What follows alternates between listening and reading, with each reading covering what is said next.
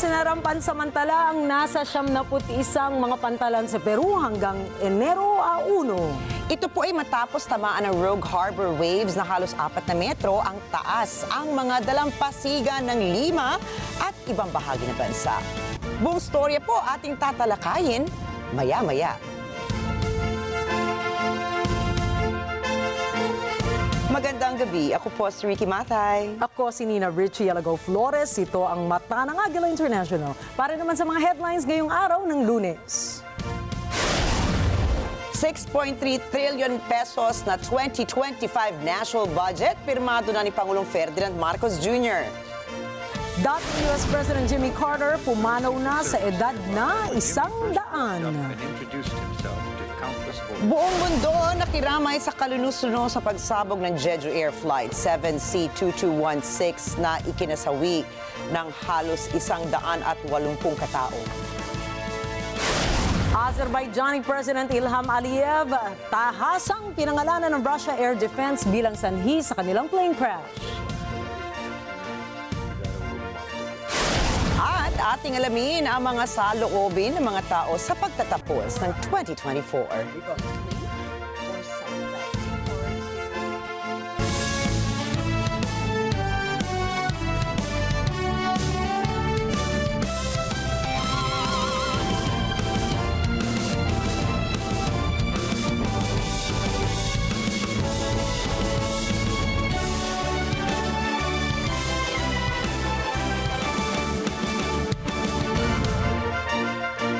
Ganap ng batas ang 6.326 trillion pesos na pambansang budget ng Pilipinas para sa susunod na taon. Ito ay matapos pirmahan ni Pangulong Ferdinand Marcos Jr. sa isang seremonya ang 2025 General Appropriations Act o GAO sa Malacanang kaninang umaga. Mula sa orihinal na 6.352 trillion pesos ay nabawasan ng 194 billion pesos ang GAA dahil sa pagvito ng Pangulo. Paliwanag ni Marcos, ang mga tinapyas niya na GAA ay hindi naaayon sa mga prioridad na programa ng administrasyon. We take our role as stewards of our taxpayers' money seriously. And for this reason, after an exhaustive and thorough review, we have directly vetoed over 194 billion worth of the line items that are not consistent with our program priorities. These include allocations for certain programs and projects of the Department of Public Works and Highways and those under the unprogrammed appropriations, which increased by 300%. 2116. Sa bagong GAA, ang Department of Education na ang may pinakamataas na budget at ito ay umabot sa 1.55 trillion pesos. Sinundan ito ng Department of Public Works and Highways o DPWH na may 1.7 trillion pesos. Nasa ikatlong pwesto naman ang Department of Defense na nakakuha ng 315.1 billion pesos na budget na gagamitin para sa modernization program nito. Nakakuha naman ng 279.1 billion pesos ang Interior and Local Government. Ang Department of Health ay may alokasyon na 267.8 billion pesos. Pasok din sa top 10 budget priority ang sektor ng agrikultura, social welfare, transportation, gayon din ang Judiciary Department, Justice Department at Department of Labor and Employment.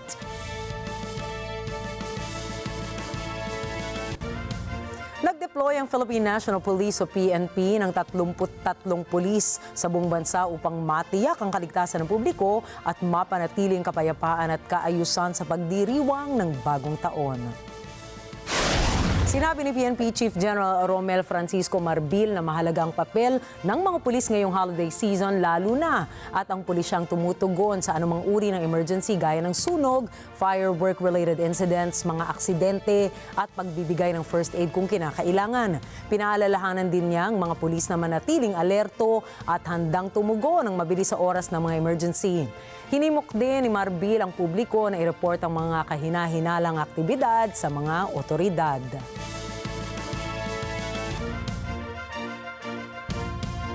Pumanaw na si dating US President Jimmy Carter sa edad na 100.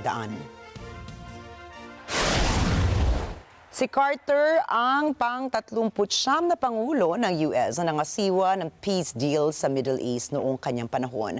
Naging advocate po siya sa global health at human rights. Ang Georgia Democrat ay itinuturing na longest-lived president sa kasaysayan ng Estados Unidos. Naging isang termino lamang siya matapos na talunin naman ni Ronald Reagan noong taong 1981. Mula noon ay nakatuon na ito sa international relations and human rights na siya namang nagdala ng pagkapanalo niya sa Nobel Peace Prize noong taong 2002.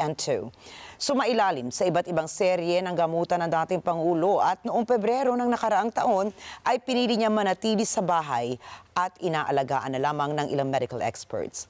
Namaya pa naman ang asawa nitong si Rosalynn Carter noong Nobyembre sa edad na 96. Sa kanyang social media post ay inalala ni Pangulong Ferdinand Marcos Jr. ang yumaong dating Pangulo ng Estados Unidos na si Jimmy Carter. Sinabi ni Marcos Jr. na walang patid ang dedikasyon ni Carter sa mga humanitarian causes nito at malalim din ang commitment nito sa kapayapaan, katarungan at karapatang pantao. Bumisita ng Pilipinas si Carter noong taong 1999 upang magtayo ng mga affordable houses. Bahagi ito ng kanyang kampanya para sa Habitat for Humanity. Inilarawan din ni Marcos Jr. si Carter bilang isang modelo na gumagawa ng mabuti hindi para sa politika o personal na pakinabang, kundi dahil sa dalisay na pagmamahal sa kapwa-tao.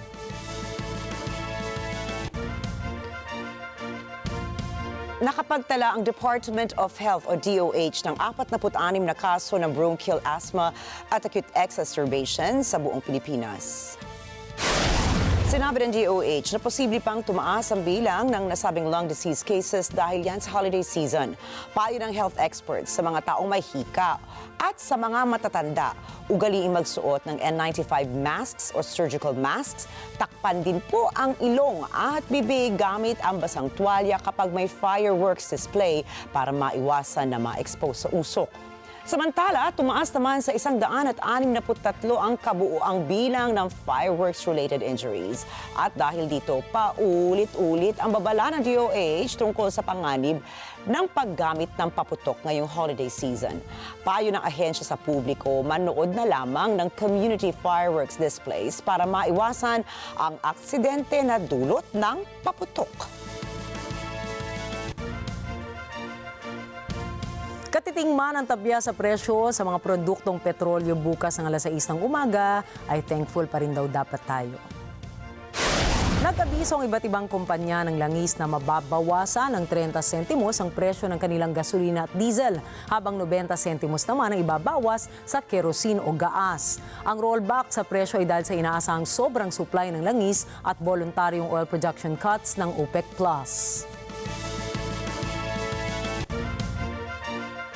Inakusahan ni Philippine Coast Guard o PCG Commodore J. Tariela na gumagawa ang China ng isang script na nagsasabing ginagambala ng mga sasakyang pandagat ng PCG at mga mangingisdang Pilipino ang soberanya ng Beijing sa South China Sea at sa West Philippine Sea. Ayon kay Tariela, ginajustify o binibigyan ng China ng katwiran ang mga ginagawa nitong provokasyon sa WPS.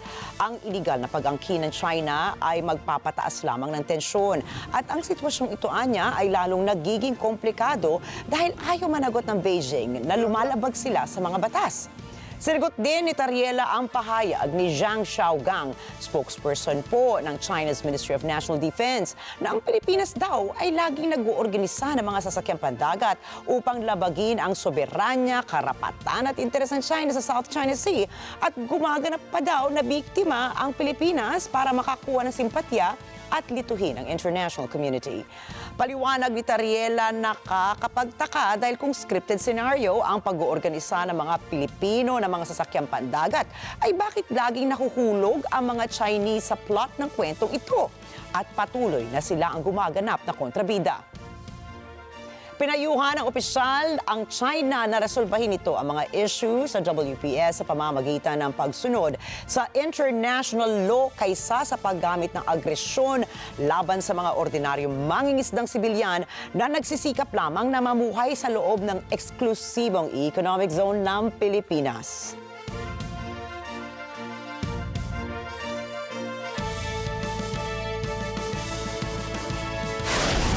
Susunod, 179 na katao patay sa pagsabog ng Jeju Air Flight 7C2216 noong linggo. Vladimir Putin humingi ng tawad kay Azerbaijan President Ilham Aliyev. At wala pong bibitaw, magbabalik po ang mata ng Agila International.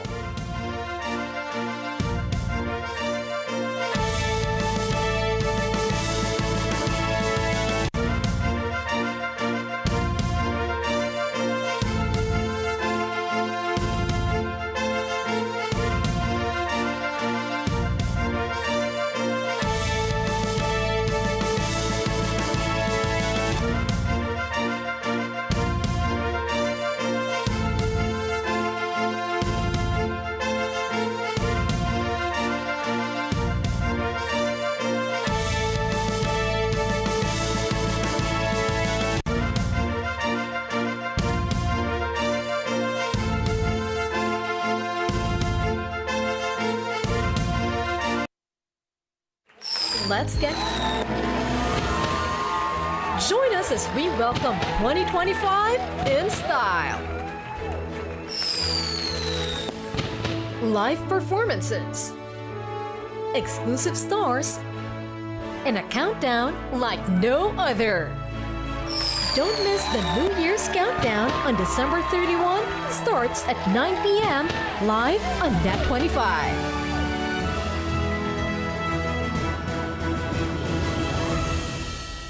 NET25 New Year Countdown is presented by Brave Connective, where courageous brands connect better. Bank of Commerce, we think customers. Nescafe Ready to Drink. Get back, get up with Nescafe Ready to Drink. Pure Gold. Sa Pure Gold, always panalo. Co-presented by Pure Foods Tender Juicy. Kids can tell na ang pinaka-tender, pinaka-juicy, at pinaka-masarap, tender juicy hotdog. Pinakasulit na inuulit-ulit, Zynergia, where wellness is wealth. Health Forum with Doc Atoy. DICT, eGovPH, elevating convenience to government experience. Download eGovPH from App Store and Google Play Store now. Phil Power Group and Marketing Corporation. Sponsored by Vida Skincare. Philippine Airlines, the heart of the Filipino. Mizep Z Plus Forte, The Farm at San Benito, Lazada, and Magnolia Chicken Templados. An event venue partner, Philippine Arena. Uy, alam mo na ba? Dahil sa pinalawak at mga bagong benepisyo para sa mamamayan.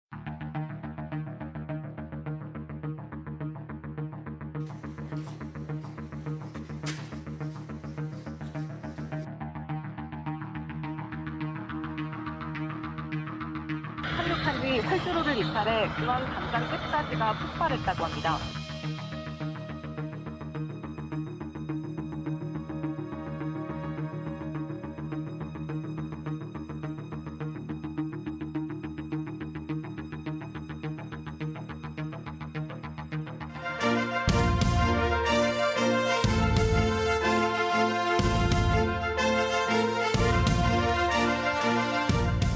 Hindi bababa sa 179 katao ang sinasabing nasawi matapos bumagsak ang Jeju Air Flight 7C2216 sa Muan International Airport sa South Korea nitong linggo ng umaga.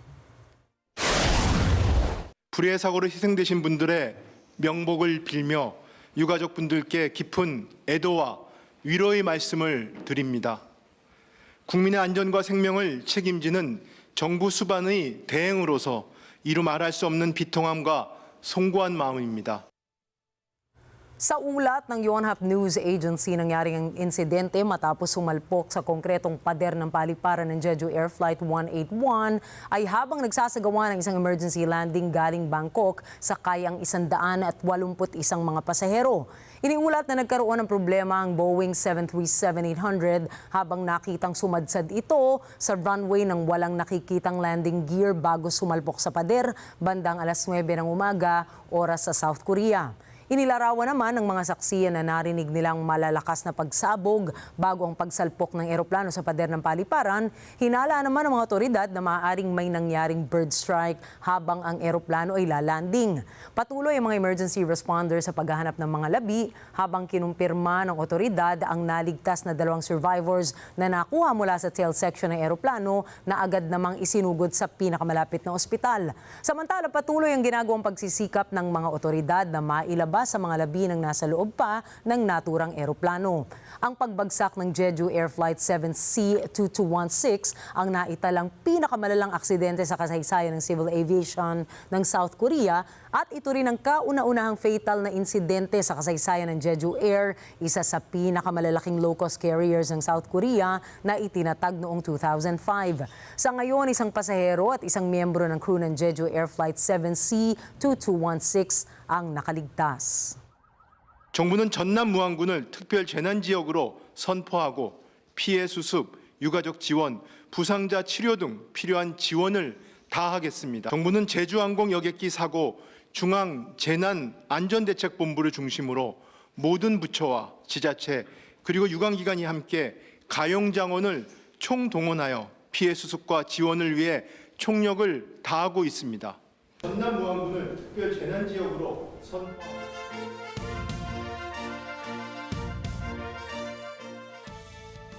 Humingi ng paumanhin ang pamunuan ng Jeju Air, may-ari ng Jeju Air Flight, kung saan sinapit ang kalunos-lunos na aksidente na kinasasangkutan ng kumpanya. 이번 사고로 인해서 유명을 달리하신 탑승객분들과 유가족분들께 깊은 애도와 사과의 말씀을 올립니다.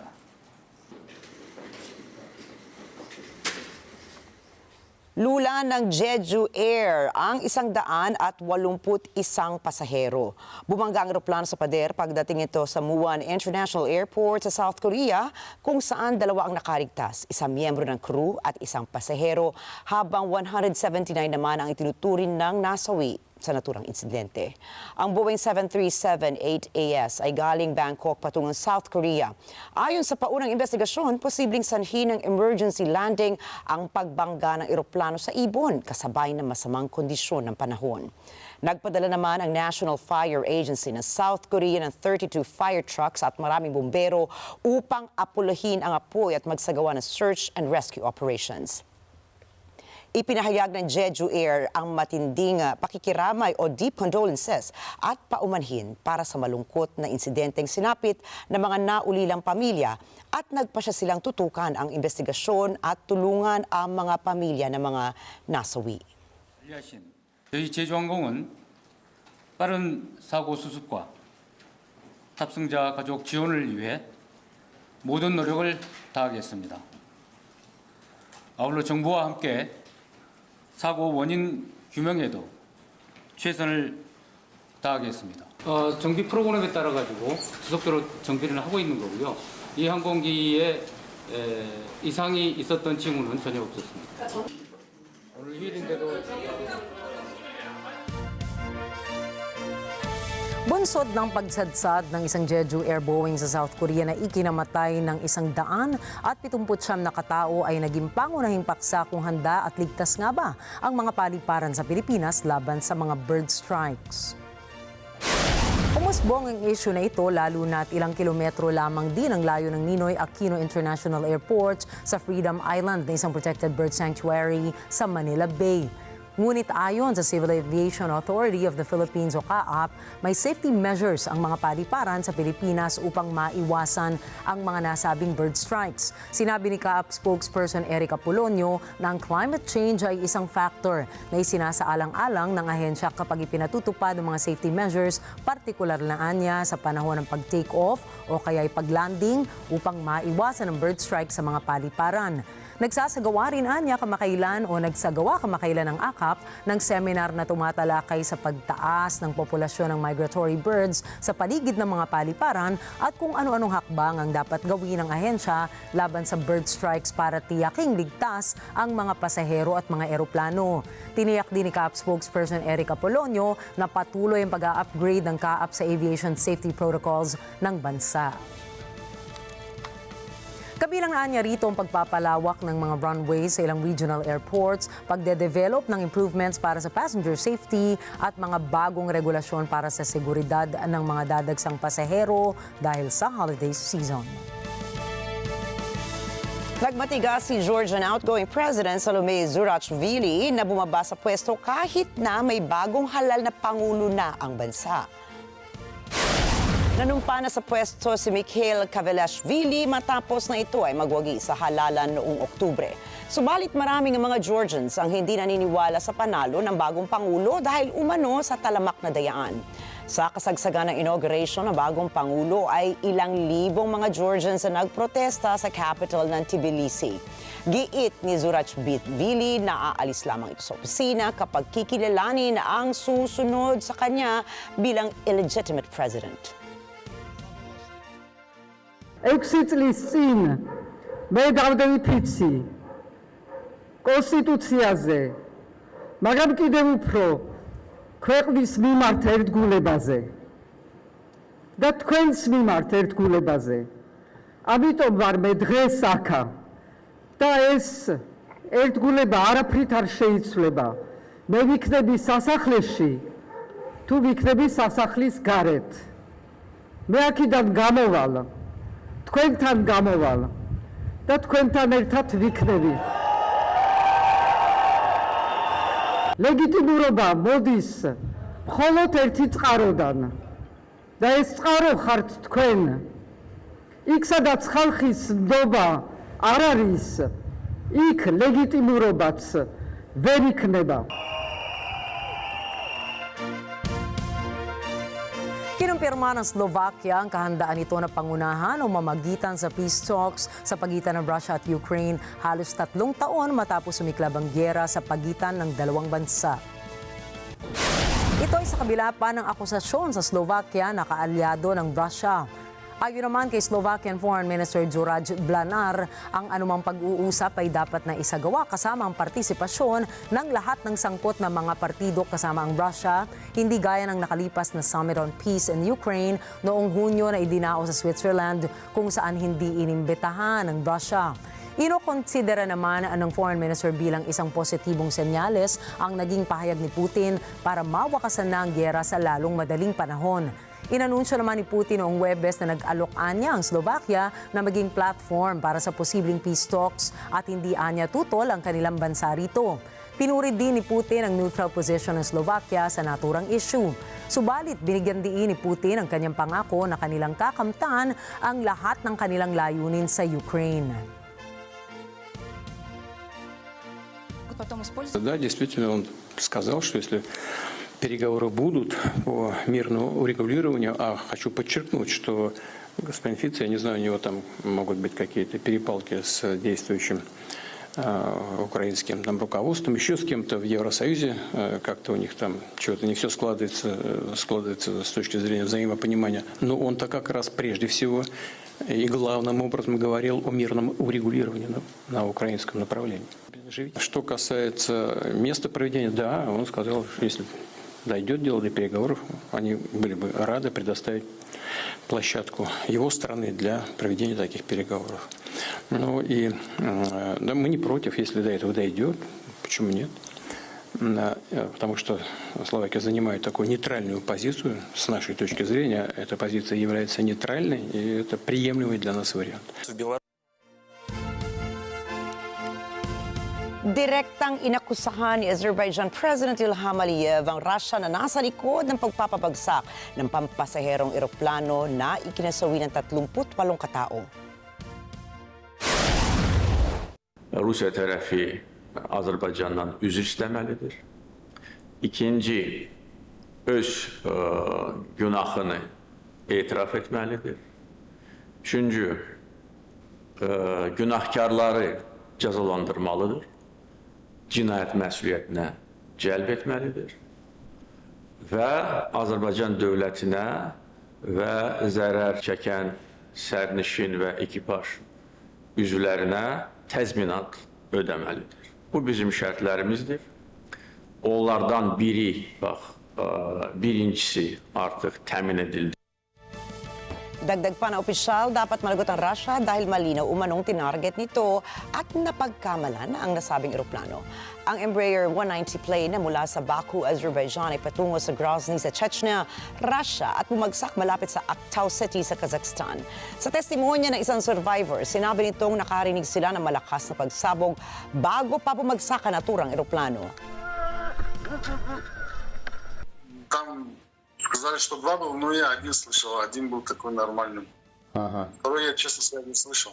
Но маски сначала частично выпали, не все маски выпали, а потом все выпали. Может, это после второго хлопка, но второй хлопок я вот прям вот так не слышал.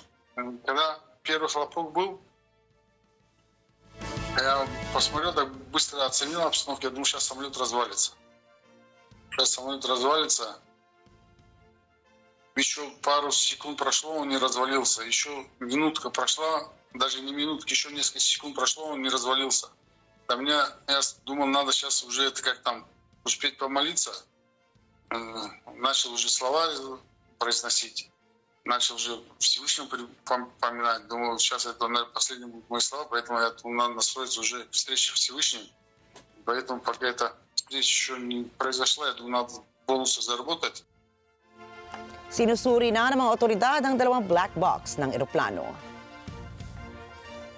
Elbette son versiya qara kutular açılandan sonra belli olacaq. Ancaq ilkin versiyalarda kifayət qədər əsaslıdır və faktlara söykənir. Faktlar isə ondan ibarətdir ki, Azərbaycan mülki təyyarəsi Rusiya ərazisində Grozny şəhərinin yaxınlığında xaricdən zədə almış və idarəetməni demək olar ki, itirmişdir. Onu da bilirik ki, təyyarəmiz radioelektron mübarizə vasitələri tərəfindən idarə olunmaz vəziyyətə salmışdır.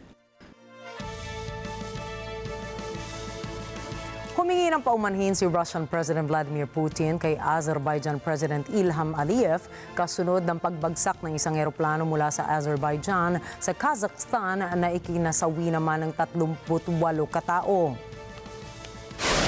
Gayunpaman, hindi inako ni Putin ang pananagutan na tinawag lamang ang insidente bilang isang trahedya.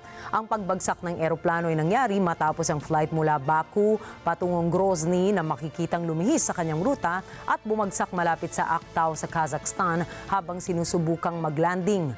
Lumabas ang mga alegasyon ang pagbagsak ng eroplano ay maaaring dulot ng mga air defense ng Russia na tumugon sa isang Ukrainian drone strike malapit sa Grozny.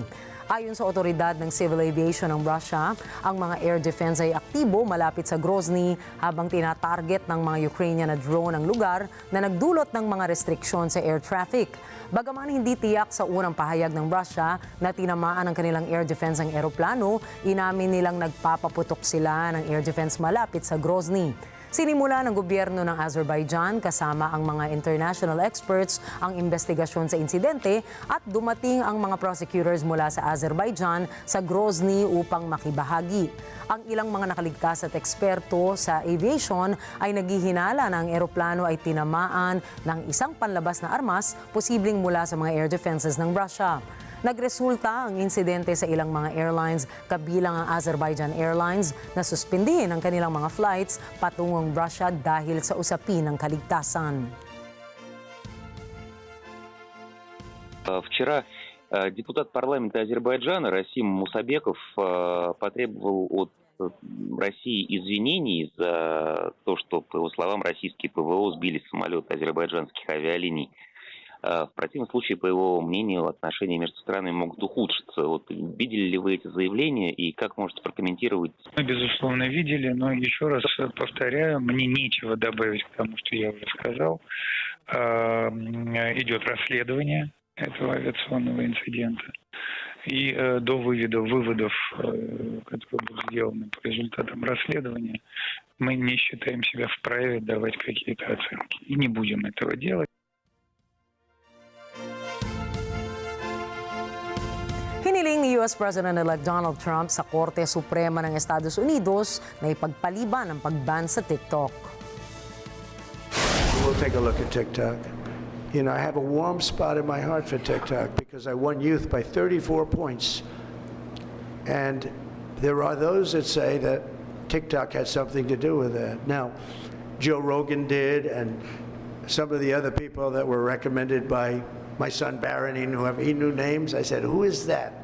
Tell me, who's that? Dad, you gotta be kidding. I can't believe you don't know. And I did those interviews, and it was actually sort of cute, do you want to know the truth? But we did them, and that had an impact. But TikTok had an impact, and so we're taking a look at it. But, you know, we won youth. Republicans are always 30 points down in youth. I don't know why, but we ended up finishing. There was one poll that showed us down about 30. We were 35 or 36 points up with young people. So I have a little bit of a warm spot in my heart, I'll be honest. Naghain ang kanyang abogado ng legal brief noong Biyernes sa korte na nagsasabing tutol si Trump sa pagbabawal sa TikTok at ito ay upang matugunan ang mga issue kapag naupo na siya sa pwesto. Itinuturing kasi ng mga mambabata sa Amerika na banta sa kanilang seguridad kung saan magiging paraan umano ito ng China para magmatyag at makakuha ng impormasyon sa kanilang bansa. Ang mga paratang na ibinabato sa TikTok na mayroong 170 million users sa Amerika ang nagbunsod sa Kongreso na magpasa ng isang panukalang batas noong Abril na nilagdaan ni Pangulong Joe Biden bilang batas. Nangatwira naman ang US Justice Department ng umano'y Chinese link sa TikTok ay nagpapakita ng banta sa pambansang seguridad at maraming state governments ang nagpahayag ng mga alalahanin tungkol sa sikat na social media app. Silipin naman po natin ang makahalagang detalye nitong 2024 sa ating pagbabalik White House. Kasabay si US President-elect Donald Trump. Narito po si NET25 correspondent Rizal Feria para sa mga detalye. Noong Marso, nagdesisyon ng Supreme Court na hindi maaaring alisin ang pangalan ni Donald Trump sa primary election ballot sa kabila ng kanyang mga aksyon kaugnay ng January 6 US Capitol attack. Noong Abril 15, nagsimula naman ang hush money trial kung saan tumayo si Trump bilang criminal defendant. Makaraan ng isang buwan at kalahati, nagdesisyon ang jury, guilty si Trump sa 34 na kasong isinampa sa kanya kaugnay ng hush money trial. Sa kabila nito, si Trump pa rin ang tumakbo para sa Republican Party bilang Pangulo. 27 ng Hunyo nang magharap sina Pangulong Joe Biden ng Democratic Party at si Trump ng Republican Party sa kanilang debate sa Atlanta, Georgia. Matapos ang hindi kasiyasiyang performance ni Biden, kinuwestiyon na ng marami ang linaw ng isip ng presidente. Nanawagan ng partido nito na umatras na sa laban ang 81-year-old na Pangulo. Sa gitna ng matinding pressure, nagdesisyon si Biden noong 21 ng Hulyo na tapusin na ang kanyang karera para sa ikalawang termino sa White House. Ito ay 2 araw matapos formal na tanggapin ni Trump ang nominasyon ng kanyang partido. Sa pangangampanya ni Trump, 2 beses pinagtangkaan ang kanyang buhay. Una habang nagrarally ito sa Butler, Pennsylvania noong 13 ng Hulyo, nadaplisan si Trump sa tainga habang nagpaputok ang suspect ng 8 rounds. Ikalawa ay sa West Palm Beach, Florida Golf Course noong Setyembre 15 nang mahuli ng isang Secret Service agent ang suspect nang ikutan nito ang property. Sa pag-atras ni Biden, kulang 3 buwan bago ang eleksyon sa bansa, inendorso nito ang kanyang vice-presidente na si Kamala Harris. Kinabahan ng Republican Party sa maniobrang ito dahil ang tiyak na panalo ni Trump ay nauga dahil sa init ng pagtanggap kay Harris ng mga botante na pinakita ng polls.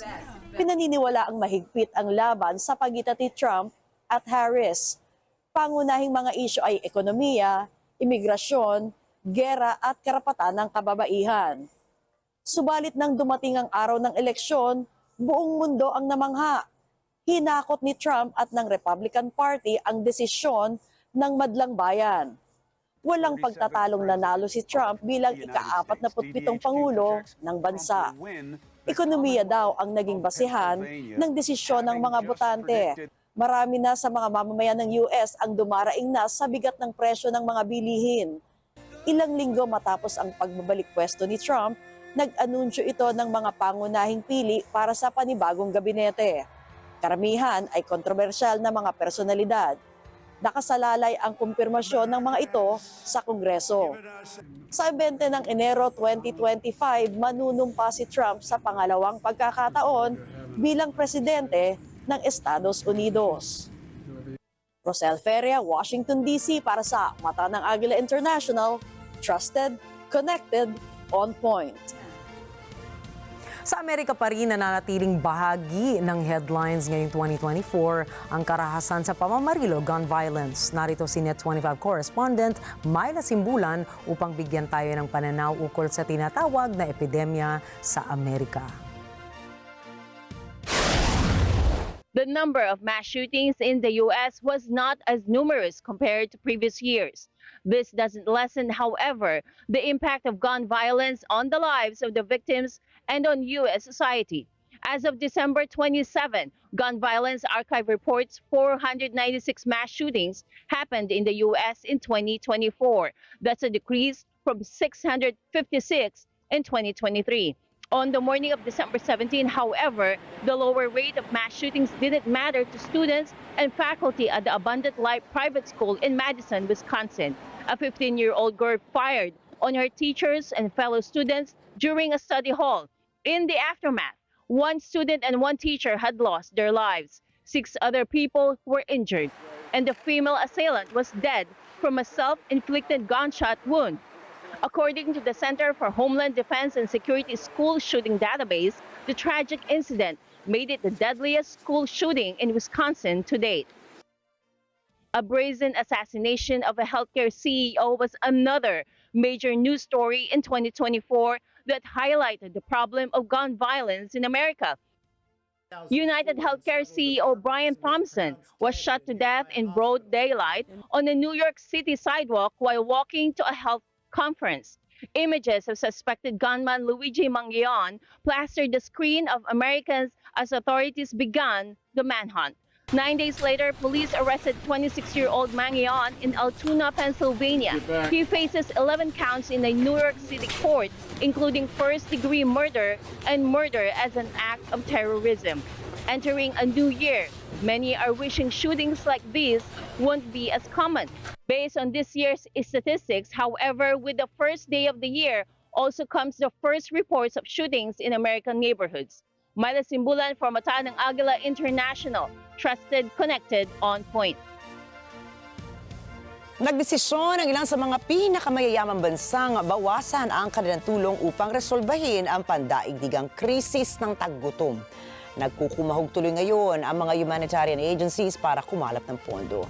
Samantala, nahaharap sa mahirap na desisyon ang mga aid workers kung sino sa mga nagugutom ang una nilang bibigyan ng rasyon at sino naman ang aalisan nila ng karapatang tumanggap ng tulong.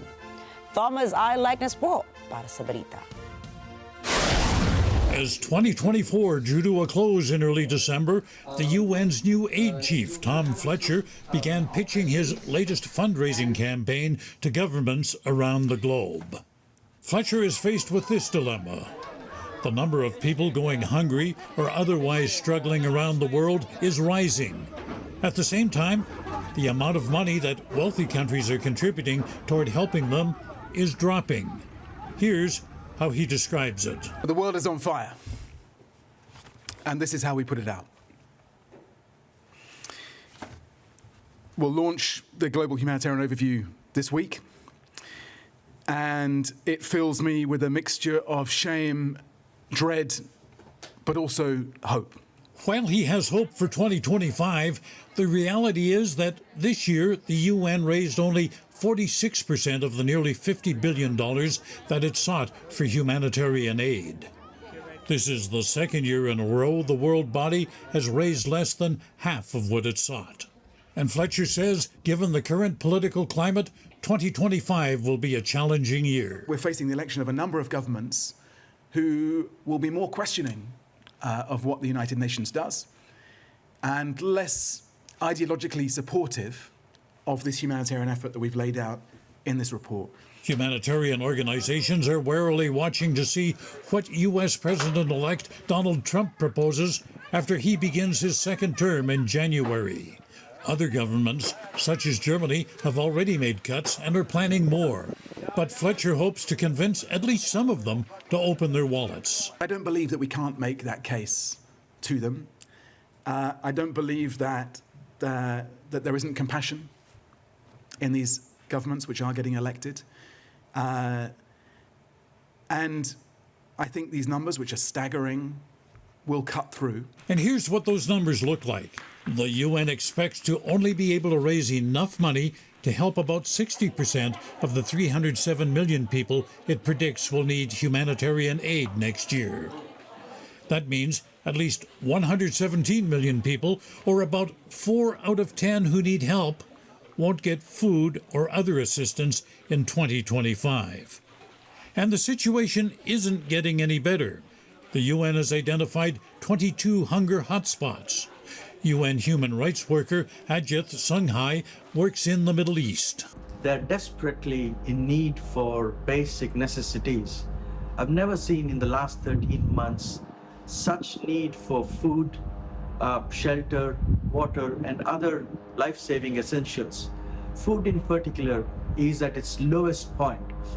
There is nothing absolutely in the markets in Middle Gaza. There's no fresh fruit, there's no fresh vegetables. On the African continent, famine is endemic in several countries. One of them is Sudan, where citizens have been enduring a civil war. Senior UN humanitarian official Idem Wassernu says the situation is appalling. This is a crisis of staggering scale and cruelty, one that demands sustained and urgent attention. Thousands of Sudanese civilians have been forced from their homes. They have fled to refugee camps in eastern Chad, where they live in dire humanitarian conditions. Many have already succumbed to starvation. This situation is repeated in nearly 24 countries around the globe. The story is the same. People displaced from their homes by war, civil war, gang violence. And they end up in settlements like these, dependent on aid from faraway places where famine and harsh conditions have never been a problem, where people there can't even imagine the suffering. And while January 1st may herald the beginning of a new year, for hundreds of millions of people, it will be just a continuation of the pain of 2024. Thomas I. Likeness for Matanang Agila International, trusted, connected, on point. Ang taong 2024 ay puno ng pagkabalisa. Simulan na natin sa inflation, kaguluhan ng mga pamahalaan at mga digmaang wari-walang katapusan. Dahil dito lalong nagiging masalimuot ang buhay ng milyon-milyong mga tao sa mundo. Rose Papa Angeles para sa detalye. Inflation played a big role in global politics in 2024. Although it dropped in most economies, high prices remained in the minds of voters. And incumbent politicians paid a hefty price for that lingering memory.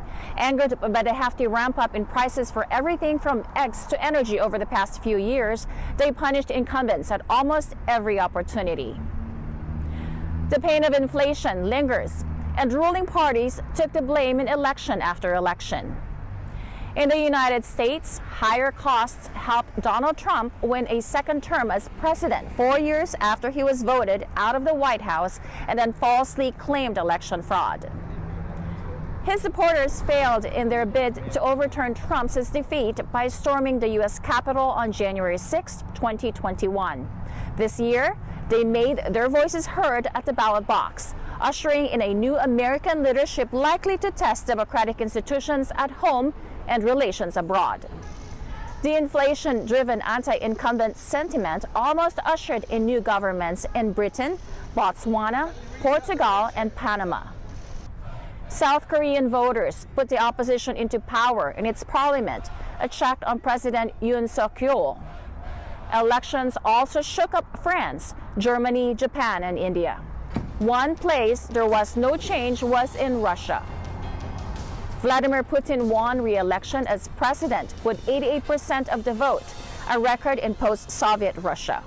Conflict raged throughout 2024, keeping militaries in many parts of the world busy. Moscow continued war against Ukraine, grinding out notable territorial gains. The big question is, what impact Trump's return to the White House will have on the conflict. He has promised to end the war in a day. Many in Ukraine and elsewhere in Europe fear that will mean siding with Putin and freezing the status quo. In the Middle East, Israel continued its war against Gaza. The battle extended to Lebanon, where it left Iran-backed Hezbollah damaged and in disarray. In Syria, a well-coordinated collection of rebel groups toppled Bashar al-Assad and now seeks to run the country. Civil wars and regional conflicts continue throughout the African continent. In Asia, tensions are rising as China tries to exert dominance over the South China Sea. Taiwan is feeling threatened, as is the Philippines and Vietnam. And North Korea is adding to anxiety with its nuclear sabering rattling. All in all, 2024 has been a year of uncertainty, and there are no signs that will change in the next 12 months after the world rings in the new year.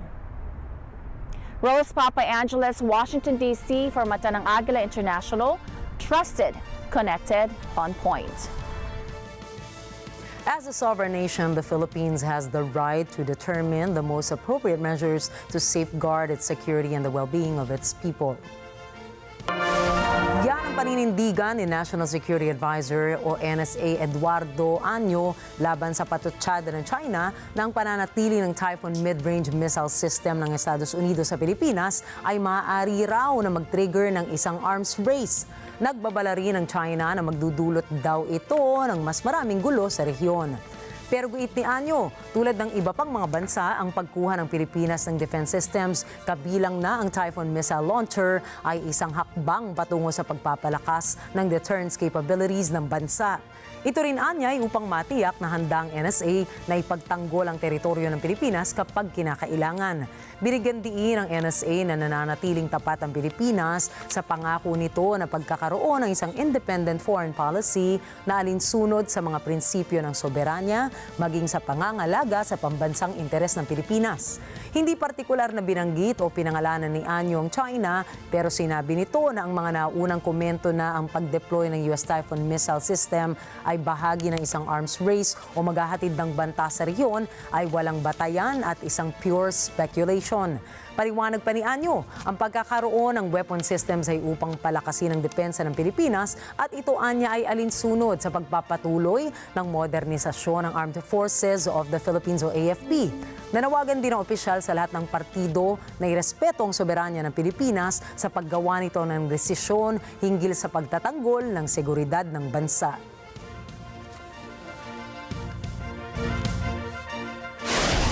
Susunod, mga pantalan sa Peru pansamantalang isinara dahil sa mga Rogue Harbor wave.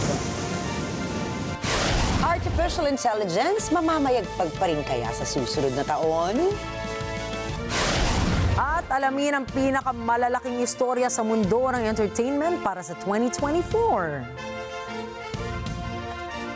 At magbabalik pa po ang Mata ng Agila International makalipas ang ilang sandali.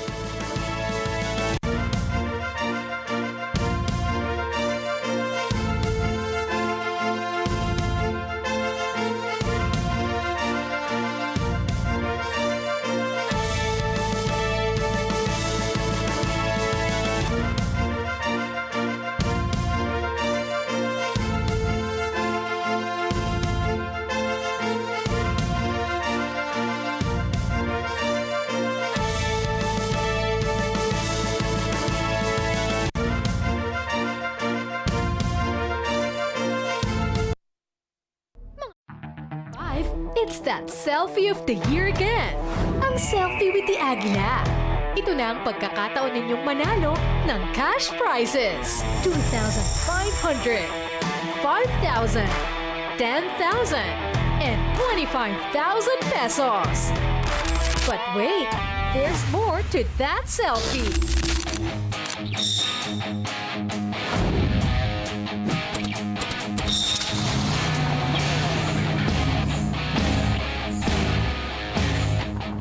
Cars. 5-seater na, kaya siguradong makakasama mo na ang buong pamilya. Ka NET25, baka ikaw na ang susunod na mananalo ng brand new car. 4 brand new cars for 4 lucky winners. Abang-abang na sa muling paglipad ng Agila sa 25 in 2025. The NET25 New Year's Countdown. Get those smiles ready for the Selfie with the Agila promo.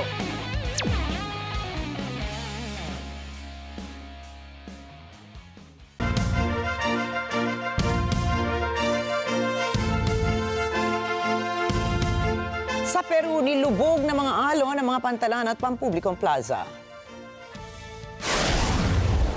Ang mga residente naman ay nagtungo sa mas matataas na lugar. Ayon po yan sa mga ulat, napilitang isarahan ng gobyerno ang 71 sa 121 nitong mga pantalan at mananatiling sarado ang mga ito hanggang January 1. Pinasara rin ng munisipalidad ng Calo, malapit sa Lima, ang ilang mga dalampasigan at ipinagbawal ang mga tourist at fishing boats na maglayag. Samantala, ang mga hindi pangkaraniwang malalaking alon ay dulot ng patuloy na hangin mula sa baybayin ng Estados Unidos na naglakbay pa ng libo-libong kilometro papunta sa mga baybayin ng Peru at Ecuador. Malaki ang naging epekto ng mga alon sa maliliit na bangkang pangisda at mga negosyo sa tabing dagat. At marami rin sa mga lugar ang nakaranas ng malubhang pinsala dulot ng malalakas na alon. Patuloy na nag-i-issue ng mga babala ang mga lokal na otoridad upang iwasan ang mga baybayin doon. Bukod sa mistulang bagyo at lindol sa politika, hindi nakaligtas sa tunay na mga pag-ulan, pagbaha at pati nasunog ang Estados Unidos. Alamin natin kay NJ de Guzman ang mga kalamidad na ininda ng Amerika nitong 2024. Sa pagtatapos ng taon 2024, kasama sa pagbabalik tanaw ng mga mamamayan dito sa Estados Unidos ang mga kalamidad na humampas sa maraming lugar. Kabilang narito ang mga buhawi o ipo-ipo, sunog, pagbagyo at pagbaha. 5 malalaking bagyo ang nagdulot ng matitinding mga pagbaha at naminsala mula Florida hanggang North Carolina. Ito ay sina bagyong Helene, Milton, Beryl, Debbie, and Francine. Sinasabing si Helene ang pinakamatinding bagyo na lumapag sa continental US mula kay Katrina. 225 ang naiulat na nasawi. Binaha naman ang US Midwest at ang Minnesota noong Hunyo. Sa South Dakota naman, sinarhan ng baha ang mga daan at nag-iwan ng 7 pulgad ng tubig sa Sioux Falls ng 3 araw.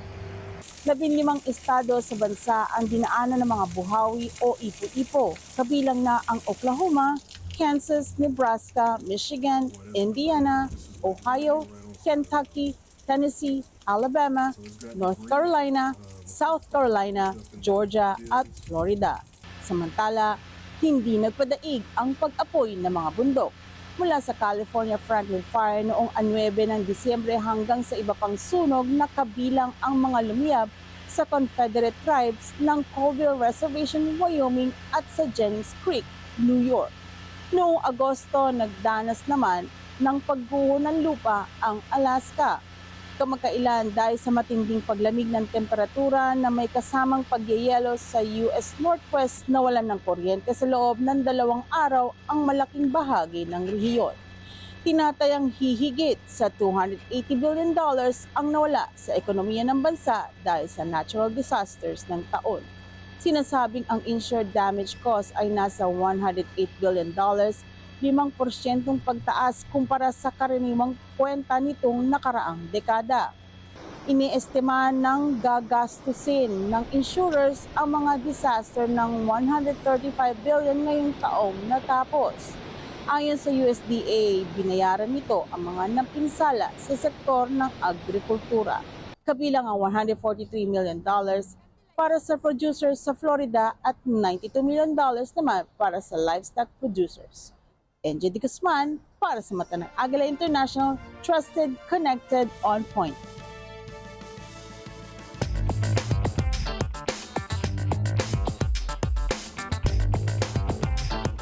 Dahil sa hindi mapigil na pagtaas ng presyo ng halos lahat ng bagay, hindi rin maiwasan ang pagtaas ng presyo ng mga bahay sa Estados Unidos. Karamihan po sa housing experts doon ang nagsasabing hindi bababa ang halaga ng mga ito. Narito si Ana Kui para sa detalye ng balita. experts have mixed forecasts of how the housing market will be as we head into 2025. On the downside, most housing experts agree that home prices will continue to rise next year unless a major setback happens. But the good news is that they also forecast the increase will not be as much as we've seen in the last few years. Home prices increased by more than 18% in 2021 at the height of the pandemic, the largest increase on record according to the data analytic firm CoreLogic. CoreLogic recently reports that home prices nationwide, including distressed sales, increased year over year by 3.4% in October 2024 compared with October 2023.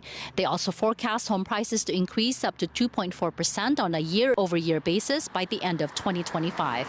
Home sales are also predicted to increase in 2025 due to pent-up demand. Experts say, however, that it may not be as big of an increase due to continuing high mortgage rates and housing inventory still being well below pre-pandemic level.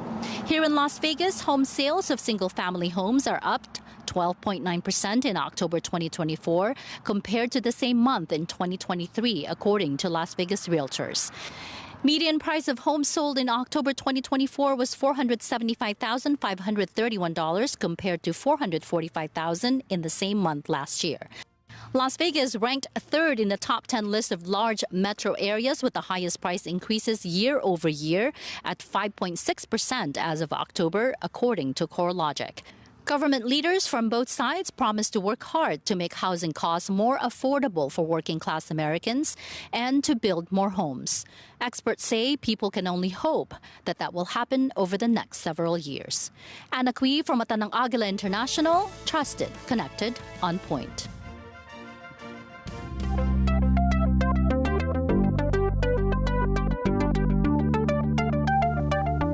Sa kabila ng kawalan ng katiyakan sa regulasyon, bumida ang Artificial Intelligence or AI ngayong taong 2024. Here's our New York correspondent, Bobby Soriano, for the details.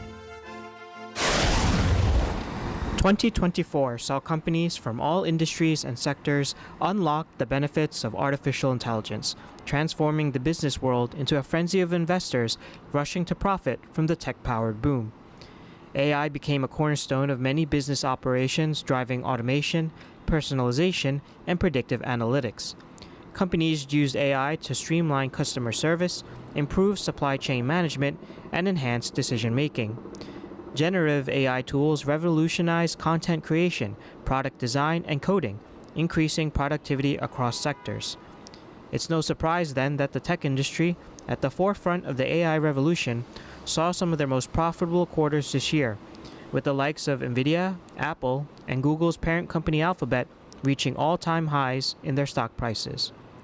Investing in AI, like all investments, is not without its share of risk, as artificial intelligence has grown to become more and more a part of everyday life.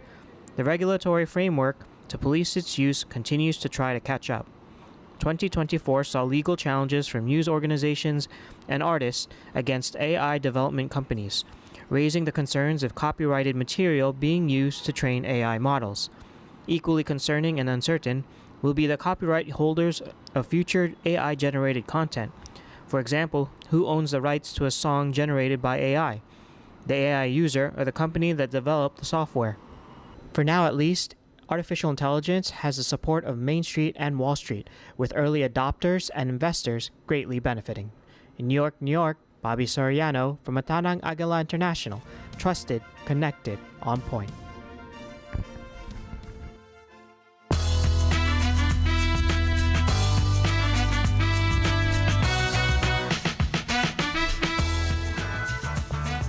Para naman po sa balitang entertainment, alamin natin ang pinakamaiinit na kwento sa Estados Unidos na nagpaikot at nagpaugong ng industriya ng telebisyon, pelikula, streaming services at pati na ang social media. Here's our NET25 correspondent EJ Gonzalez for the details. Projected movies in theaters have come a long way since its invention in 1895, while television, barely a century old, continues to bring news and media to our homes. And though streaming is the youngest of the three, proves to be a staple for modern media consumption and entertainment. While there are many milestones in TV, film, and streaming, which entertained countless people this year, 2024 is ending strong with box office numbers that climbed higher than ever after experiencing record lows during the pandemic. Disney Pixar's Inside Out 2 once again encouraged all of us to look within ourselves, topping the box office, grossing $1.699 billion worldwide. Feeding into millennial nostalgia, Deadpool and Wolverine held the number 2 spot in 2024, grossing $1.3 billion. How would I know? But the breakout and most memorable films of the year are Wicked Part 1 and Disney's Moana 2, proving that numbers defying gravity are what lies beyond. Television, while seemingly the less popular option for watching shows and movies, primetime TV continues to surpass every outlet for sports.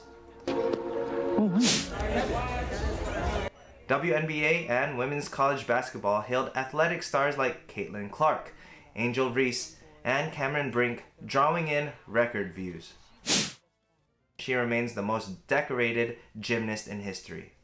NBA Dream Team took home the gold for USA with Steph Curry's standout performance during the final and LeBron James securing Olympic basketball MVP.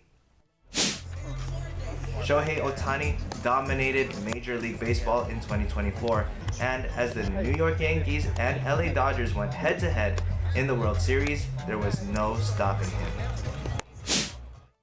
The Dodgers ultimately defeated the Yankees in Game 5. The #1 streamed show worldwide comes with no surprise, with themes resonating with children and adults alike. Our favorite Australian cattle dog, Bluey, is on top. Clips of memorable episodes constantly go viral on social media, with fans expressing that Bluey has healed their inner child. While film, television, and streaming is familiar for long-form content, short-form content consumption and entertainment is at an all-time high. Though riddled in controversies, TikTok remains the #1 app on mobile devices with a massive base of over 1.5 billion active users. Notably, its addictive nature is created in part by its engaging algorithm and diverse content. However, many users are anxiously anticipating January 2025, when TikTok will effectively be banned in the United States. President-elect Trump is dissecting the factors of the looming TikTok ban. In mid-December, he met with TikTok CEO in Mar-a-Lago. EJ Gonzalez, Washington, D.C., for Mata ng Agila International, trusted, connected, on point.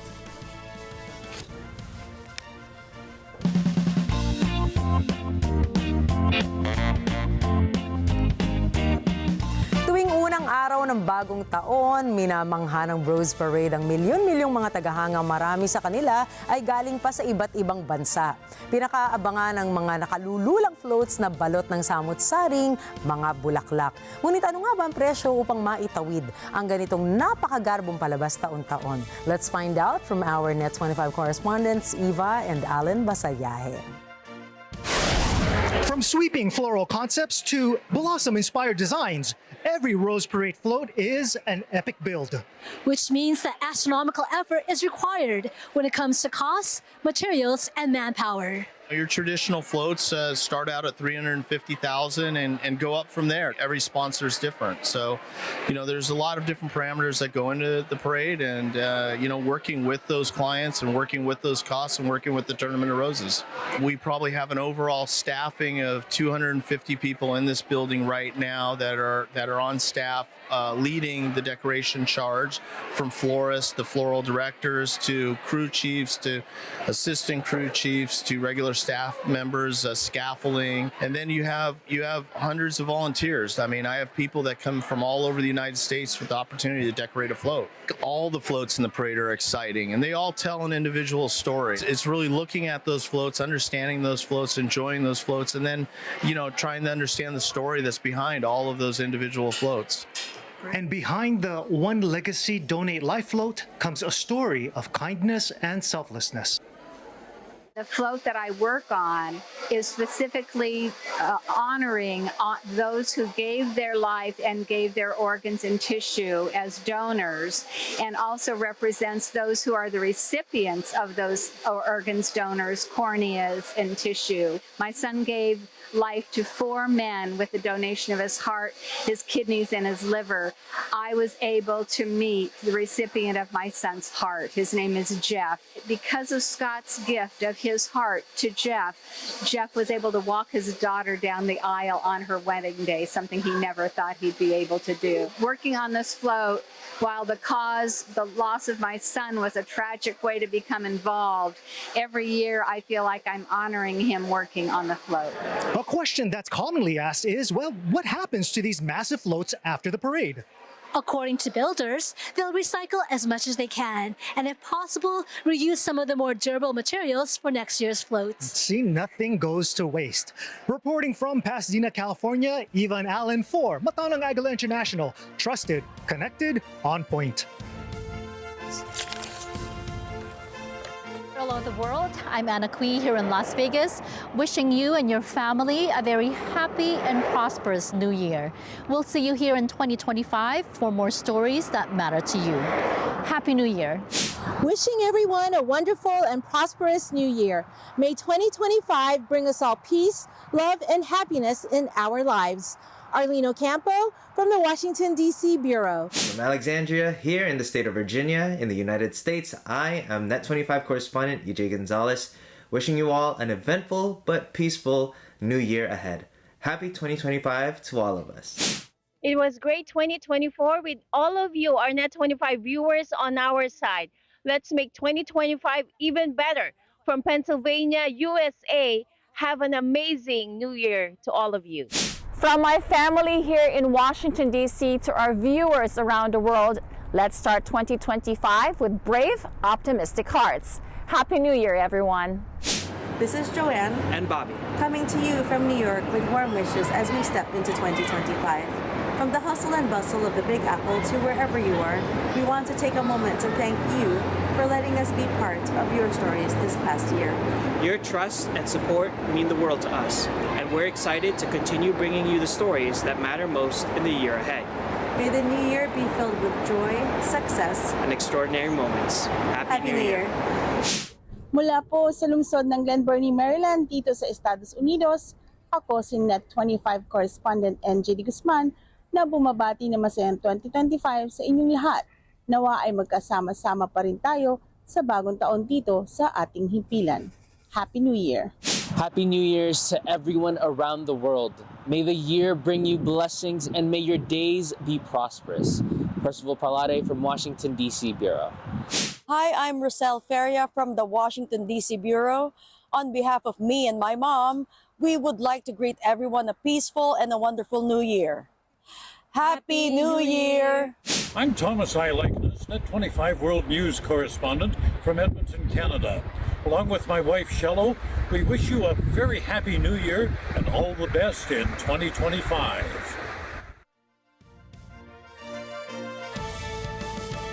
Ayan naman no, sana'y tumaba po ang puso ng ating mga taga-subaybay na marinig ang mga wonderful prayers and wishes ng ating mga NET25 correspondents mula sa iba't ibang bahagi ng mundo. And we would like to also greet, of course, all our correspondents who truly connect us with the rest of the world. A very Happy New Year. Happy New Year po sa inyo Happy New Year, lahat. everybody. At sa'yo din, babe. Happy New Year din. Ang ganda rin ng color mo ulit. Ang ganda rin ng color mo ulit. Siyempre, dapat lagi tayong buhay na buhay. Tama. Habang tayo lahat ay naghihintay na sabay-sabay natin batiin ang paparating na 2025. Tama. And siyempre paalala po, Philippine Arena, mamimigay po tayo ng limpak-limpak na salapi at mga papremyo. Tama. So, doon na po tayo para safe din ang ating Oo, year. totoo. Nakita naman nila kanina yung kotse. Nakita ko 4, may dilaw, may pula. If I remember correctly, basta ang dami. May pula at puti yata, so Diba? tigisa Ay, tayo parang doon. nagparamdam. Parang, kaso hindi tayo pwede sumali. Naku, talagang hindi makamove on. Diba? We have to give chances to everyone. Okay, Happy That's New right. Year! Happy New Year po! And narito po kami para maghatid ng balita saan mang dako ng mundo. Muli, ako po si Ricky Matay. Ako si Nina Richie Alagaw Flores. Ito po ang Mata ng Agila International. Para naman sa mga iba pang balita, hintayin niyo po si Alma Angeles para sa Mata ng Agila World News.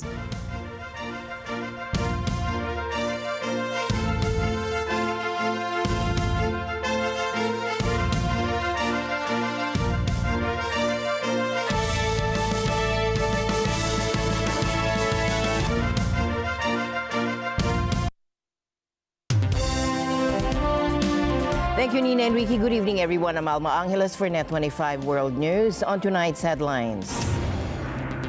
After South Korea's deadliest ever air disaster, the country's acting president ordered an emergency safety inspection of its entire airline operation system. And this came as investigators work to identify victims and find out what caused Sunday's Jeju Air plane crash, which claimed the lives of 175 passengers and 4 of the 6 crew on board. Here it's nice and straight and level, so the pilots are clearly in control of the airplane, which again begs the question, why did they not lower the flaps? Why did they not lower the landing gear? And the news starts now.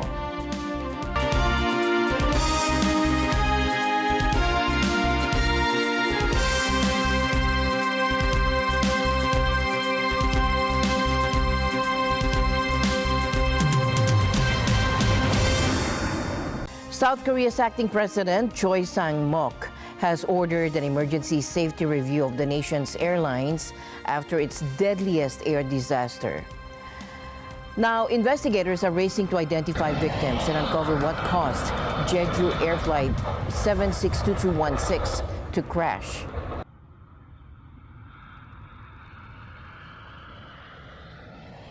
South Korea's acting president, Choi Sang-mok, immediately ordered an emergency safety inspection of the entire airline system. 정부는 제주항공 여객기 사고 중앙 재난 안전대책본부를 중심으로 모든 부처와 지자체 그리고 유관기관이 함께 가용장원을 총동원하여 피해 수습과 지원을 위해 총력을 다하고 있습니다. The investigation is still ongoing, but early reports point to a possible bird strike as the plane approached the runway.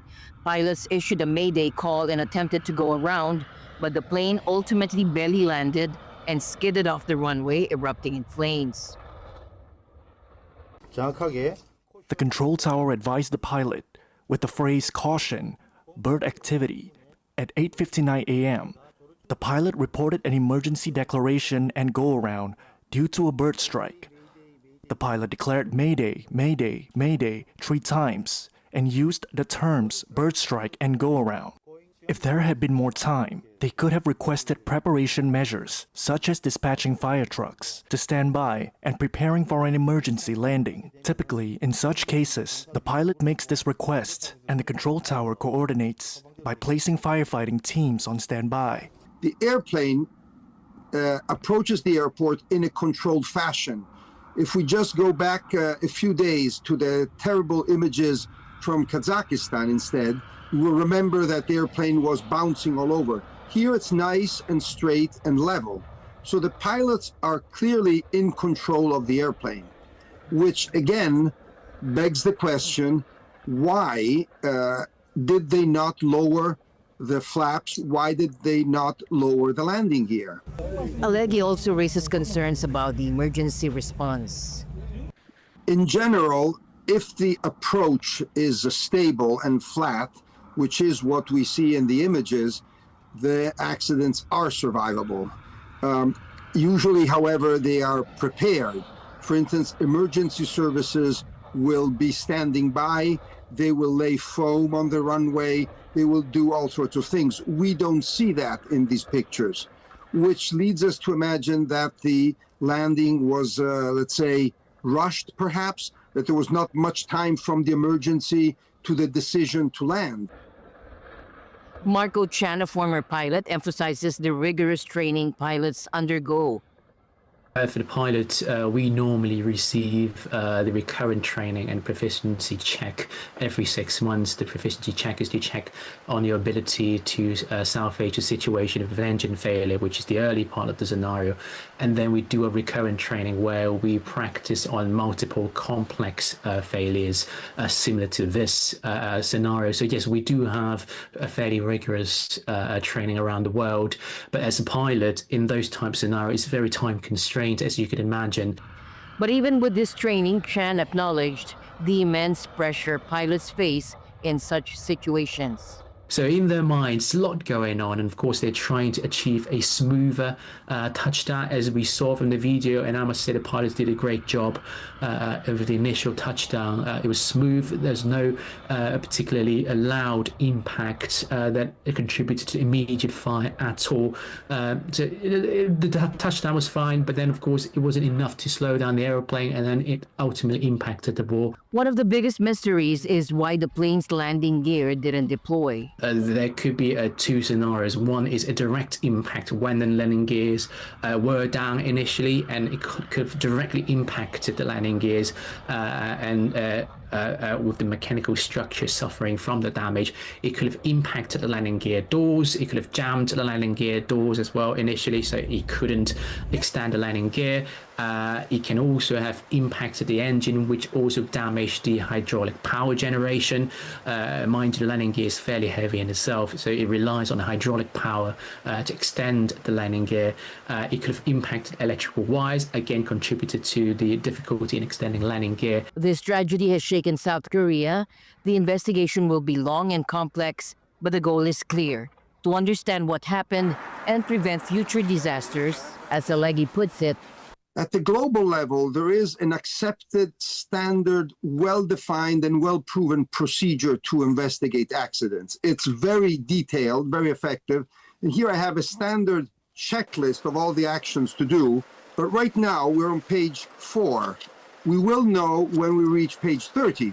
So we will have an answer. It may not be as fast as the media want. But fortunately, in this tragedy, it is in an airfield that's not over the sea. It's in a, let's say, Western country, so it will be transparent, and we will have an answer.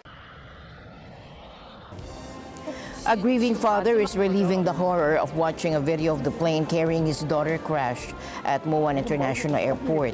Jiyeon Ji-young witnessed the aircraft slam into a wall and erupt in flames, killing all 179 people, killing 179 people on board. Take a look. 영상을 보니까 공항에 이미 들었을 때는 불강력처럼 보였어요. 그 조종사들이 어떻게 할 수 없는 상태가 아마 그렇게 갔겠죠.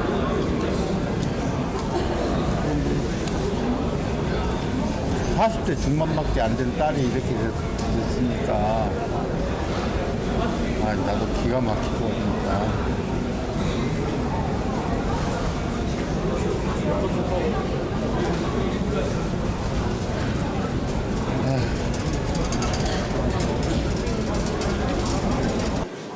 이렇게 완전 참사잖아요. 이 정도까지는 아니었을 텐데 한 명도 못 살았잖아요.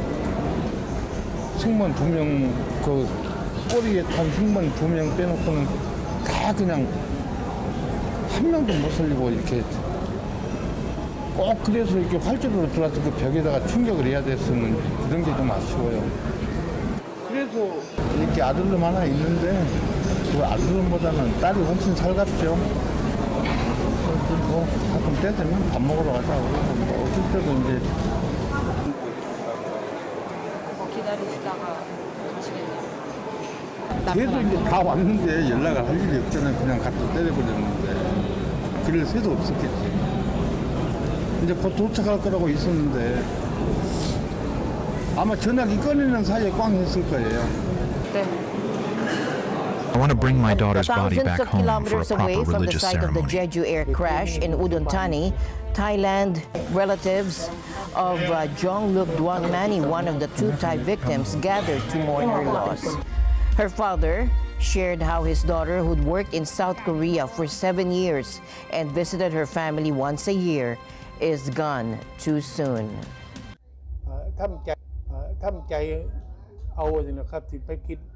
I can only accept it, make peace with it. When I think about it, I remind myself that it was an accident. It's something that can happen to anyone. So I've come to terms with it because no matter what I do, my daughter won't come back. I just hope the government can provide some help. I want to bring my daughter's body back home for a proper religious ceremony. Azerbaijan's president demands Russia acknowledge guilt over the downing of an Azerbaijan Airlines plane. Russian President Vladimir Putin on Saturday apologized to Aliyev for Wednesday's tragic incident in Russian airspace involving Azerbaijan Airlines flight 12 B243 after Russian air defenses engaged Ukrainian attack drones. Rusya tərəfi Azərbaycandan üzr istəməlidir. The Russian side must apologize to Azerbaijan. Secondly, it must acknowledge its guilt. Thirdly, those responsible must be punished, brought to criminal responsibility. And compensation must be paid to the Azerbaijani state, to the injured passengers and crew members. These are our conditions. The first of these was fulfilled yesterday. I do hope that the other conditions will also be accepted. Onlardan biri, birincisi artıq təmin edildi.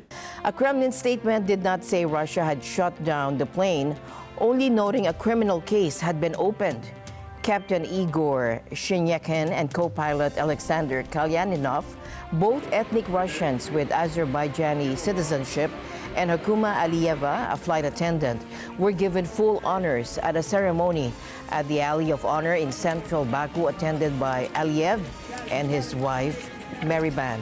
Aliyev awarded the crew posthumously with the titles of National Hero of Azerbaijan.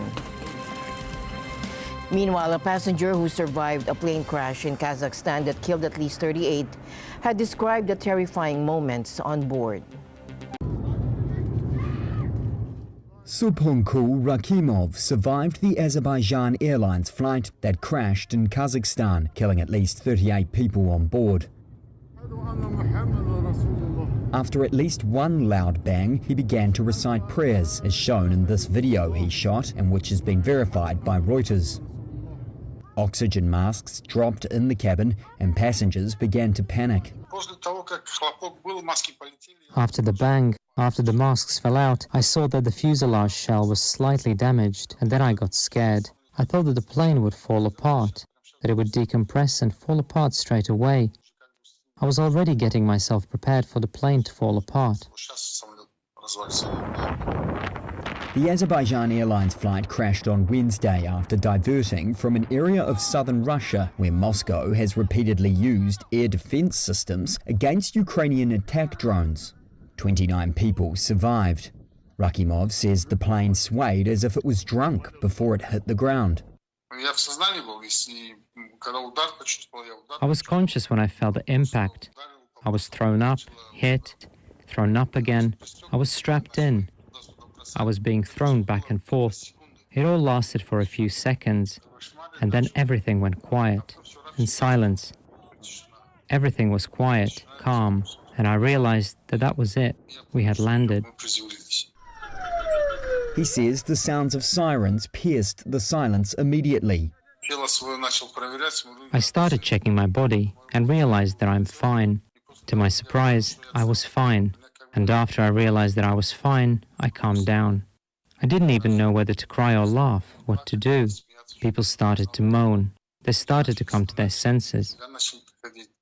4 sources with knowledge of the preliminary findings of Azerbaijan's investigation into the disaster said on Thursday that Russian air defenses had mistakenly shot it down. Russia has said it is important to wait for the official investigation to finish its work to understand what happened.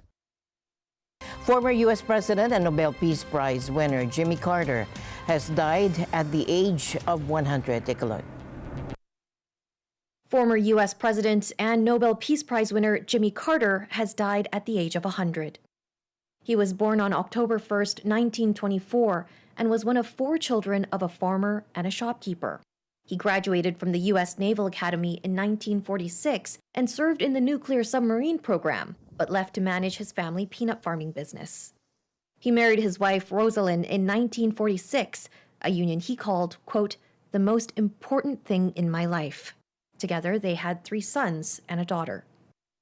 Carter had been a centrist as governor of Georgia with populist tendencies when he moved into the White House as the 39th U.S. president. I, Jimmy Carter, do solemnly swear that I will faithfully execute the office of President of the United States.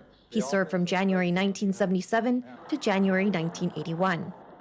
His one-term presidency was marked by the 1978 Camp David Accords between Israel and Egypt, bringing some stability to the Middle East.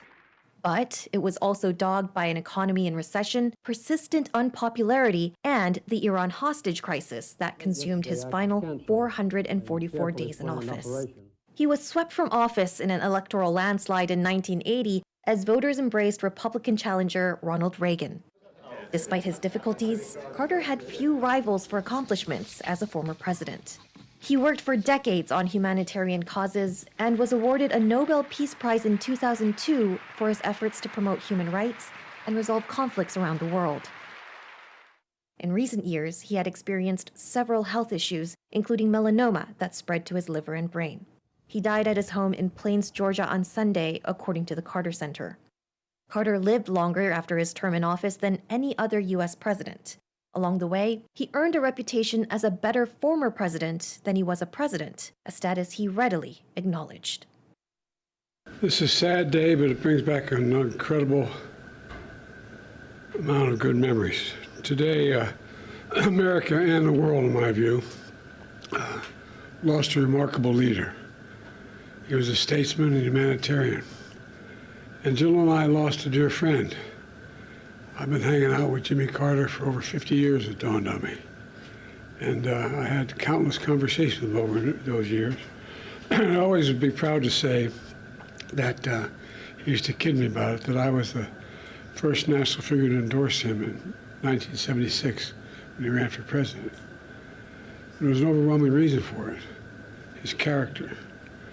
What I find extraordinary about Jimmy Carter, though, is that millions of people all around the world, all over the world, feel they lost a friend as well, even though they never met him. And that's because Jimmy Carter lived a life measured not by words, but by his deeds. Meanwhile, President Marcos Jr. paid tribute to former U.S. President Jimmy Carter today, highlighting his commitment to humanitarian work and his strong dedication to peace, justice, and human rights. Carter, who passed away Sunday at the age of 100, was remembered by Marcos as a leader who truly lived his values in a statement shared on social media. He called Carter a humanitarian who practiced what he preached, advocating for homes for the homeless and human rights for the oppressed. He also commended Carter's efforts to bring peace to war-torn areas and prosperity to communities struggling with poverty. Marcos said Carter's universal values resonated with people worldwide, including Filipinos who see them as a foundation for a kinder and better society. Canlaon volcano is showing increased activity, with PHIVOX reporting multiple ash emissions and heightened seismic activity over the weekend. In the last 24 hours, there were 6 ash emission events lasting up to 84 minutes, along with 23 volcanic earthquakes, including 11 tremors that lasted up to 74 minutes. And these tremors suggest magma movement beneath the surface. PHIVOX also detected continuous gas emissions, with sulfur dioxide levels measured at over 6,500 tons per day. The volcano remains inflated, a sign that magma could be moving towards the surface. With Canlaon still under alert level 3, PHIVOX is warning nearby communities of possible explosive eruptions, lava flows, ashfall, and other hazards. Residents are urged to stay alert, especially during heavy rains. A tragic hotel fire near Bangkok's popular backpacker district claimed the lives of 3 foreign tourists. The victims, according to the Royal Thai Police, include a Brazilian woman who died at the scene and 2 women from Ukraine and the United States who later passed away from their injuries in the hospital. The fire broke out on the 5th floor of the 6-story Amber Hotel. While the cause is still under investigation, Bangkok Governor Chadchard Sitapant stressed the importance of restoring confidence in the city's safety for tourists. I believe the authorities reacted quickly, but the smoke was fast. Hotel staff went up as the fire alarm was ringing, but by the time they got there, the fire had already started. The cause of the fire could be equipment malfunction, but investigations need to be done. At the same time, we need to build confidence and take good care of the tourists. Tourism remains a vital part of Thailand's economy, and this year the country has seen a 28% increase in foreign visitors, with 32 million arriving in the first 11 months. These tourists contributed around 1.5 trillion baht, or $43.6 billion, to the economy. Before the pandemic in 2019, Thailand had welcomed nearly 40 million international visitors. And tonight, people in the U.S. are just beginning to pick up the pieces after a weekend of destructive tornadoes ripped through multiple states. Strong winds and heavy rains battered the streets of Maggie, Mississippi on Saturday as the powerful storm system moved across the southeastern U.S. At least 10 tornadoes touched down in Texas, Louisiana, and Mississippi, with the National Weather Service reporting 1 fatality near Houston. The outbreak destroyed homes, even damaging a school, with winds topping 70 miles per hour. Trees were uprooted. Power lines were downed. Hundreds of thousands were left without electricity. Overnight in western Mississippi, firefighters and others worked through the rubble with bare hands, searching for survivors.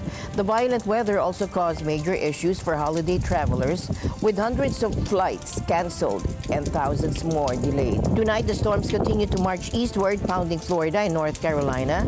After a deadly weekend of weather, millions are now left to clean up the damage. In Brandon, Mississippi, where a tornado touched down, a home was split in half, but miraculously, nobody was hurt. And the news continues here on NET25. We'll be right back.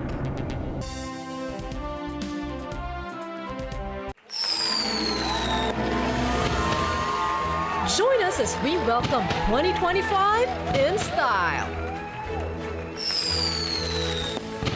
Live performances, exclusive stars, and a countdown like no other. Don't miss the New Year's countdown on December 31. Starts at 9 p.m. live on NET25.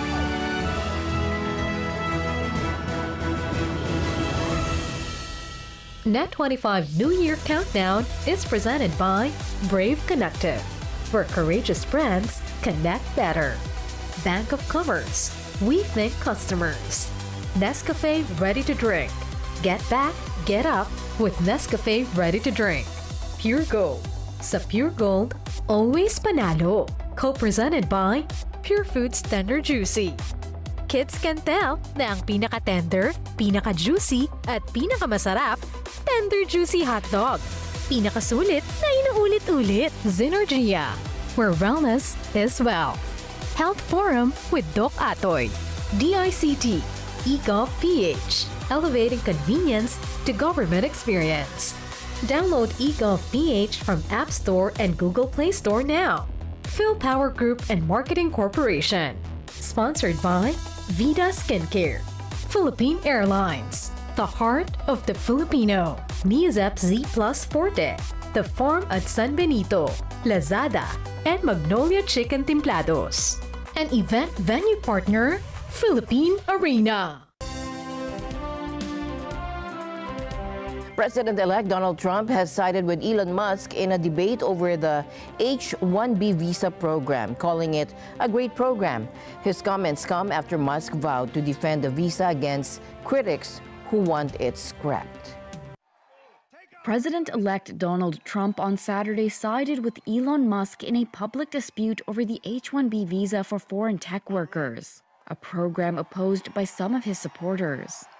Trump, who moved to limit the visa's use during his first presidency, told the New York Post that he was a believer in the, quote, great program. His remarks followed a series of social media posts from Musk on Friday, who vowed to go to war to defend the visa program.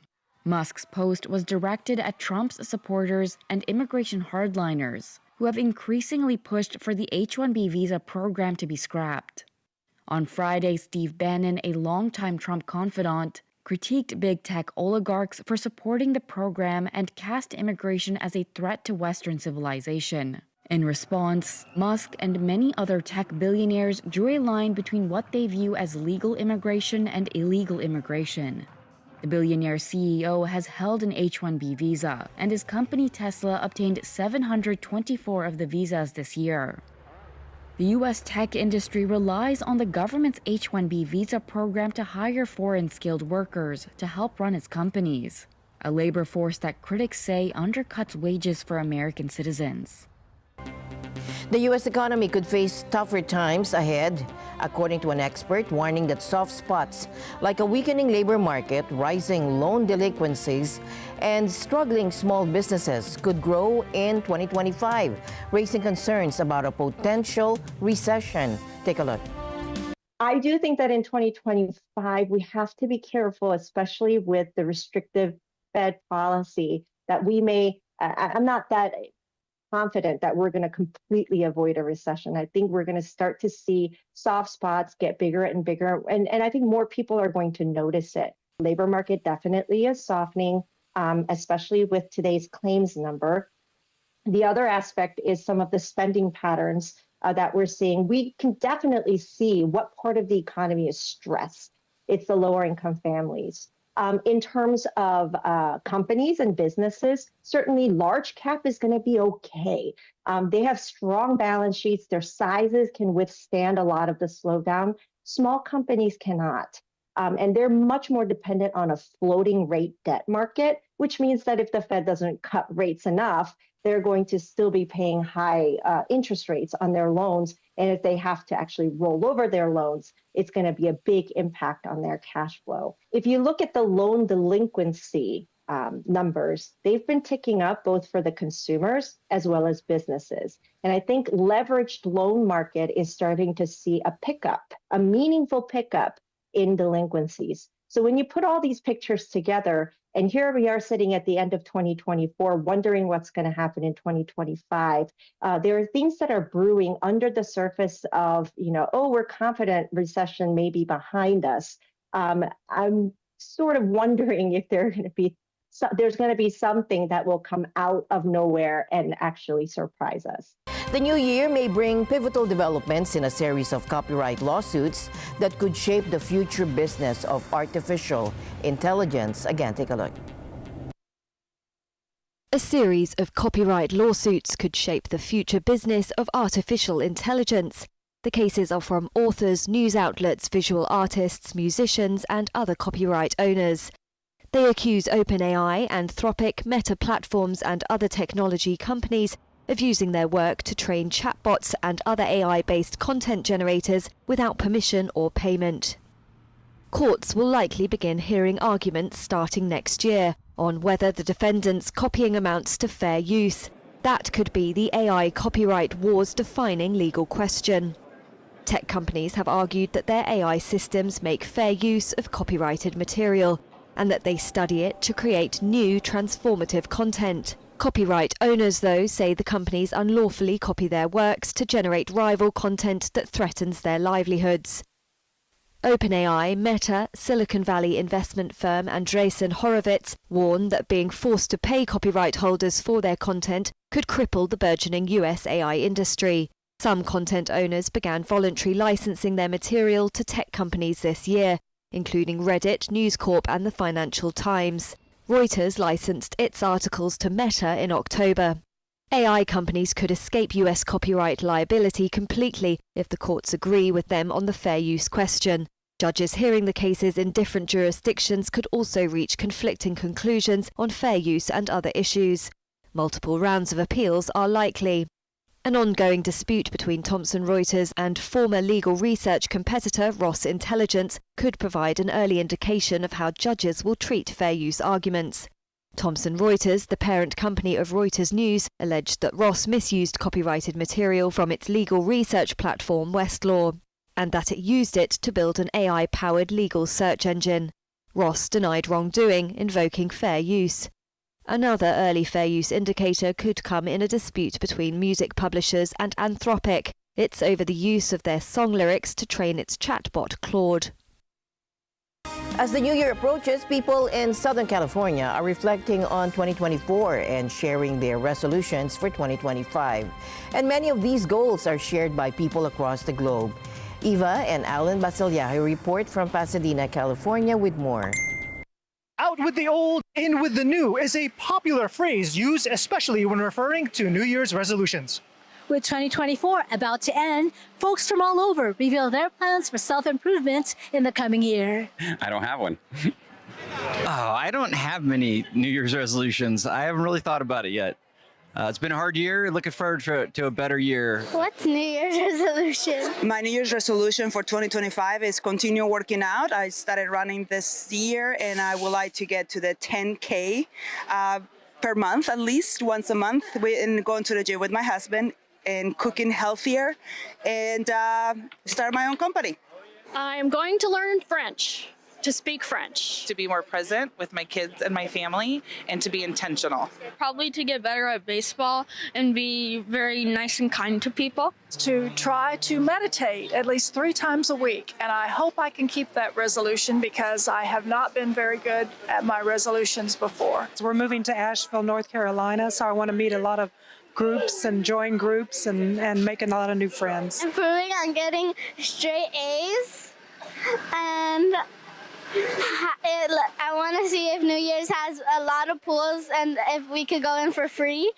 To get straight A's and to make the JV soccer team for my school. My New Year's resolution is to shed off some pounds and probably spend more time with the family. After speaking with several people, the typical resolution to be healthier or lose weight was routinely given. So instead of out with the old, in with the new, perhaps a more accurate saying would be out with the old, in with the familiar, which is a perfectly acceptable motto too. Reporting from Pasadena, California, Eva and Allen for NET25 World News. Now, looking back, we have been very demure and very mindful. Allow me to speak to this generation of Zeds and Alphas. Be mindful of the chance to influence change. Be mindful of restful complacency. Be mindful of having a limited worldview. In a complex, anxious, non-linear world, the more we need to see how interconnected we all are. Our smallest of acts has an effect somewhere in the systems we exist in our work, in our schools, in our personal lives, in our environment, and in our world. Practice malasakit more. Be more mindful of other people's lives. Love your parents. Understand your employees and co-workers. Give your best in anything you do. Always be grateful, even in the most depressing conditions. It's the least we can do to give back to everyone else before us who made our dreams possible. Here's to a hopeful 2025. I'm Alma Angeles. Happy New Year, everyone. Thanks for joining us. Good night.